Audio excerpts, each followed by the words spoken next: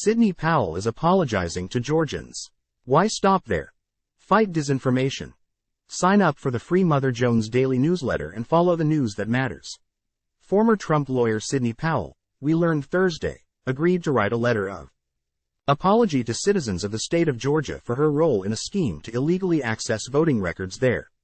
The letter, which the Washington Post described as a terse handwritten note on a legal pad, is part of a plea deal Powell reached with prosecutors in Fulton County. She's also paying a fine, admitting to 6 misdemeanors, and has agreed to testify in the upcoming trial of Donald Trump and other defendants in that election subversion case.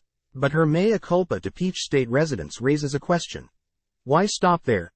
After all, Powell, a Texas-based attorney who first gained national attention representing Trump's former national security advisor Michael Flynn, has spun elaborate, bogus conspiracy theories about the 2020 election that involve a lot more people than Georgia's 11 million residents. Her lies implicated numerous states, countries, institutions, and people. Here are some other parties Powell might consider apologizing to: citizens of Pennsylvania, Michigan, Wisconsin, Nevada, and Arizona. At an infamous November 19 news conference at Republican National Committee headquarters, the one where brown liquid oozed down Rudy Giuliani's face, Powell and Giuliani claimed to have evidence of fraud affecting the outcomes of the presidential votes in those states too. They did not, but Powell nevertheless filed a series of lawsuits attempting to overturn Joe Biden's victory in various places. All were quickly tossed out, and Powell and other attorneys have been sanctioned in Michigan and hit with other disciplinary efforts elsewhere. The family of Hugo Chavez, the late Venezuelan dictator, to be sure, has a lot to answer for. But Chavez, who died in 2013, did not help rig the 2020 U.S. election for Biden, as Powell seemed to suggest in the same November 2020 news conference. She claimed software used by multiple voting machine companies was created in Venezuela at the direction of Hugo Chavez to make sure he never lost an election. That isn't true, and Powell faces ongoing lawsuits for allegedly defaming multiple voting machine companies, China, Cuba, and Venezuela. Powell alleged at the same presser that what we are really dealing with here and uncovering more by the day is the massive influence of communist money through Venezuela, Cuba, and likely China in the interference with our elections here in the United States.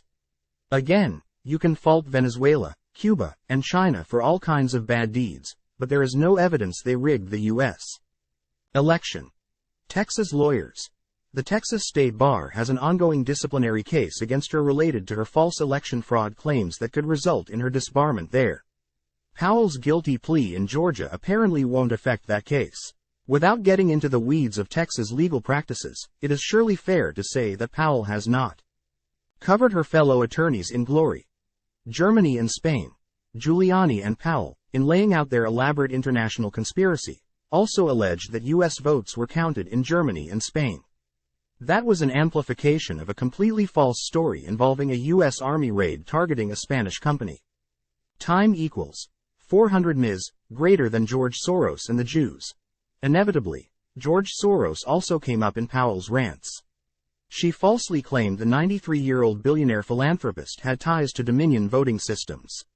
Conspiracy theories involving Soros, a Holocaust survivor, revive old anti-Semitic claims of Jewish financiers secretly manipulating world events. Powell didn't quite say, the Jews were in on the election conspiracy, but you could be forgiven for getting that vibe. Donors to Defending the Republic. In television appearances in November 2020, Powell suggested that rampant election fraud was obvious and solicited money for a nonprofit she'd launched.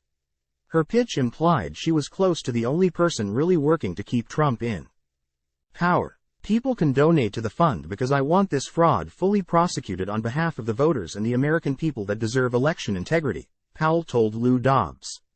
And it's just gonna take a much more vigorous effort than I see being conducted right now. Such efforts eventually helped Powell raise more than $16.4 million for the group. As of its last public filing a year ago, the nonprofit reported spending just a fraction of that haul looking for voter fraud.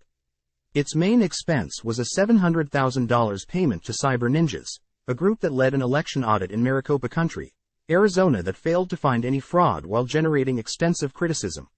Powell's nonprofit, Mother Jones reported, also paid for the Defenses of some member of the Oath Keepers militia group who stormed the Capitol on January 6. Powell has been accused in a lawsuit of raiding defending the Republic's coffers to pay personal legal expenses. While it is not evident that Powell broke the law in misleading donors, she certainly did not deliver on her promise of exposing voter fraud that cost Trump the election. Time equals 400 Ms. greater than Capitol Police and staffers. Powell's lies helped spark the January 6 assault on Congress. She hasn't said sorry. Instead, her nonprofit paid for the defense of some of the day's most prominent attackers.